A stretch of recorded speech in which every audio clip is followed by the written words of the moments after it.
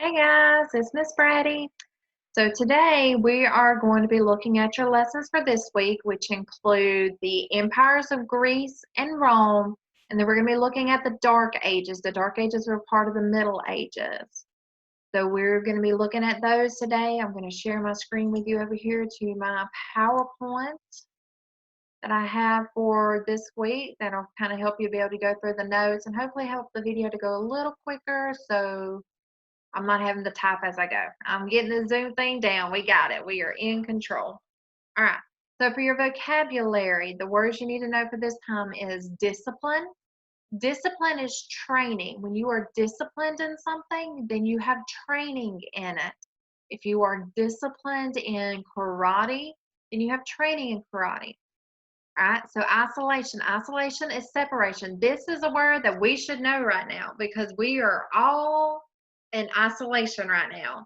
With everything that's going on with the COVID-19, we are in isolation. We're supposed to be practicing that social distancing, which is isolation, separation from other people. All right. And then topography. This is the physical features of the land. So if a land is mountainous, then you would say the topography is mountainous. Okay. All right, two geographical features. We're looking at the Empire of Greece here. So they had good natural harbors, which allow for prosperous trading, meaning different ships could come into the harbors and be able to trade from different nations. And then they had a rugged topography. The topography of Greece is rugged. The city-states grew in reefs because mountains and valleys separated isolated regions. So it was very mountainous, very rugged, rough terrain. And this separated the different city-states in Greece. And it made those city-states very loyal to their own city-state, but not so much to the whole empire of Greece because they were so isolated together. Okay. All right. So ways of life. Three things which all Greeks had in common. They spoke the same language, Greek. They all worshipped many gods. There wasn't one god that they worshiped. They worshiped many gods. And then they all had the same literature. So these are three things that the Greeks had in common. They spoke the same language, worshiped many gods, had the same literature. And then the city-state of Sparta, which was a city-state inside of Greece, inside of the Empire of Greece, Sparta was known for its military discipline, meaning they had a lot of well-trained military people. They trained early, they started at an early age, and they were all loyal to Sparta. Again, not so much the whole empire of Greece, but they were loyal to their city-state of Sparta. Athens became the most highly civilized city-state, and it was democratic, kind of like our country is democratic. Many rights were given to all the classes of citizens. Athens united the other city-states into a league for protection during the golden age of Greece. The golden age of Greece was just a really great time in Greece history where everything was going good. There was a lot of learning. People got along, wasn't a whole lot of wars, and it was just a real high point in Greece history. All right, some of the contributions that came out of there. Science, the first school of scientific learning was in Greece. Euclid, he's a Greek person. Euclid, he wrote the first book on geometry. Eratosthenes, he wrote a book on geography. Pythagoras wrote a book on advanced theories of mathematics. And then in medicines, they gave us the Hippocratic Oath and different medical instruments. Greece introduced democratic methods such as the right of a trial by jury. This is saying that it wasn't just one person had to say if a person is guilty or not guilty. They had the right to become before a trial. This is something that is still used today. Today, if you do something wrong and you're arrested, you have the right to a trial by jury, meaning 12 members of your peers decide if you are guilty or not guilty. The Greek civilization also helped to spread Christianity. The Greek language was used to write the New Testament. So when we talk about the New Testament being translated from the original language was Greek. And now we have it translated into English, is the Bible that we read. So after the golden age of Greece, Greece went into a decline and Greece became a part of the Roman Empire. Rome began to dominate the Mediterranean world. 146 BC, Greece became part of the Roman Empire. All right, so now we're going to look at the Empire of Rome.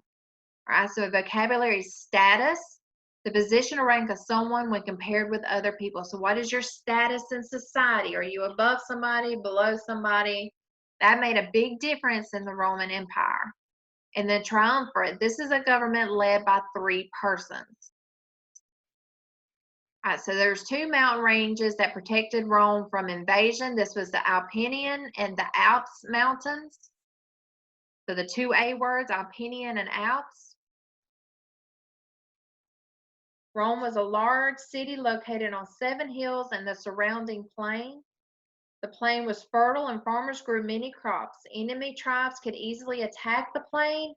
Rome developed a strong military force to defend itself against neighboring tribes.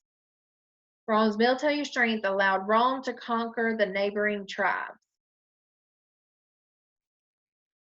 such as Carthage in North Africa. Carthage became a Roman province. Okay, so when they went in and they conquered another nation, then that nation would become a province of Rome.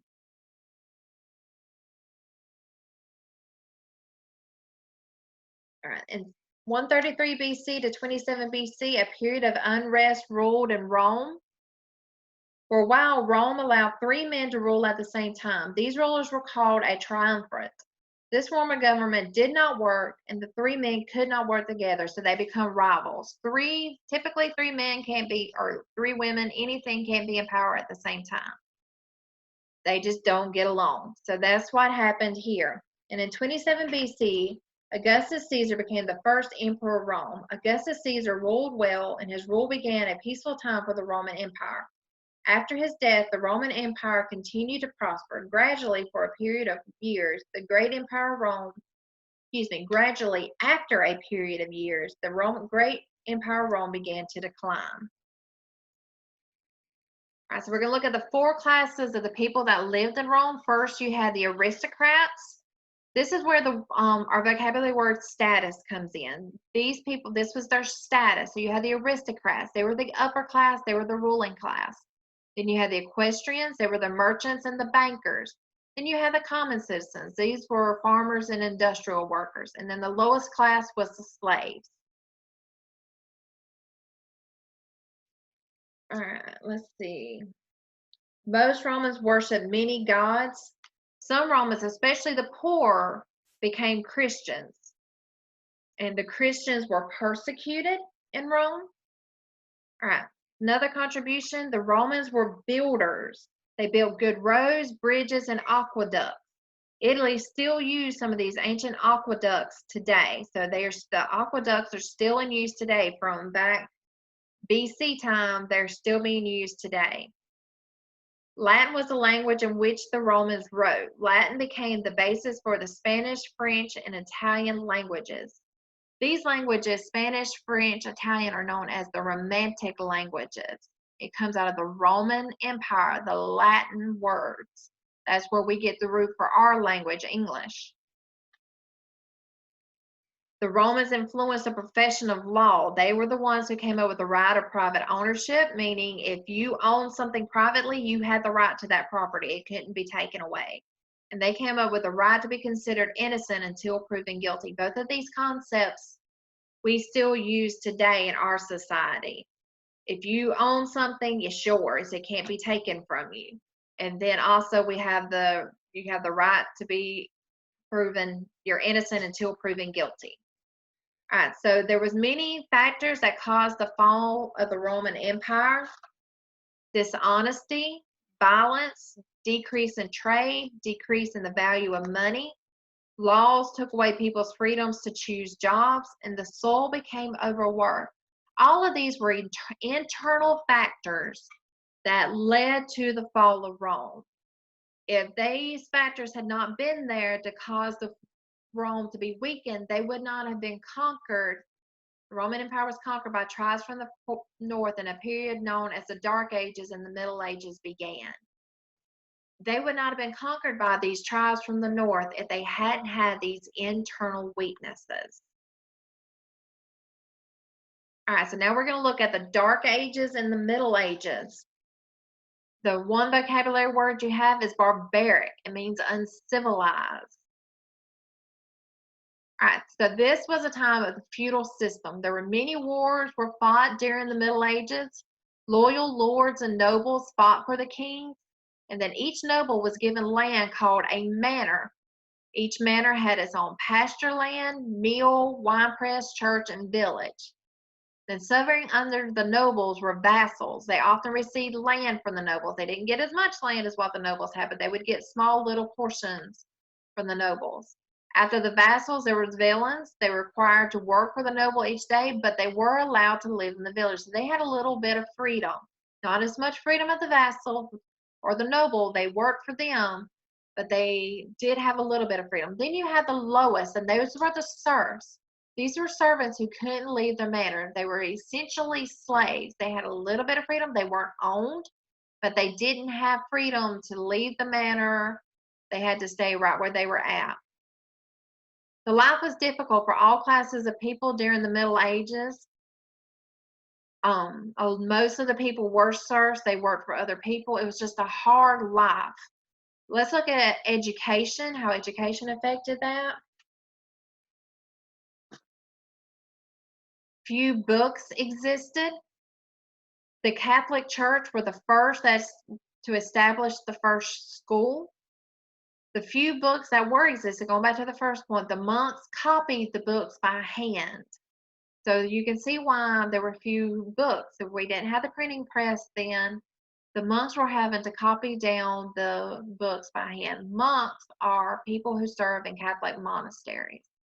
The nuns, they taught cooking, needlework, and music. These were things that were taught in school. But the schools eventually began to grow thanks to the Catholic Church.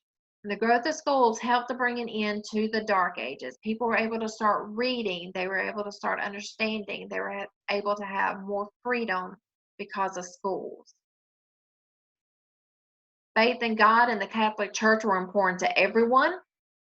The Crusades, men called Crusaders, journeyed to the Holy Land in an effort to free it from the Muslims. They were not successful. Crusaders brought back new ideas, new merchandise, and new religious views. Crusades had more economic effects than spiritual effects. So this is where they began to get the idea of bringing stuff back from the Far East. They saw all of these exotic items such as spices, silk, sugar, all these things, and they were bringing these things back to Europe, and Europe wanted these things. And this is the point where they began to say, hey, we want what's over there. But it wasn't that easy to get. Merchandise from foreign lands were brought back from the Crusaders. Merchant class grew. Some of the things that were brought back by the Crusades were silks, perfumes, dyes, and jewels. So as these items began to come back over and the merchant class grew, you started having towns and trades growing as well. The merchants who sold the same type of merchandise built shops together. That's when you started having the towns growing as they built the shops together to help each other. They built them together on the same street and they formed guilds. At the end of the Middle Ages, Middle Ages, because of the Crusades, interest in learning and the prosperity of merchants and townspeople. So what this is saying, what brought about the end of the Middle Ages was the Crusades, interest in learning, and the prosperity of merchants and townspeople. The period that followed is known as the Renaissance. So it's a time of renewal. All right, a couple of things I want to review from last week that might help you this week when you go to take your quiz this week. The three population areas of the Fertile Crescent were Greece, Egypt, and Mesopotamia. Greece, Egypt, and Mesopotamia. Crops grew in the Fertile Crescent because of warm climate, rich soil, and sufficient water. Above other things, an agricultural development from the Mesopotamia was a metal-tipped plow. Crusades, this was from this week, but it was journeys made to the Holy Land. Hebrews were God's chosen people. Feudal system is land distribution system in the Middle Ages. Guilds, groups formed by merchants, and some of this is from this week, some is last week, but this is going to help you with your quiz.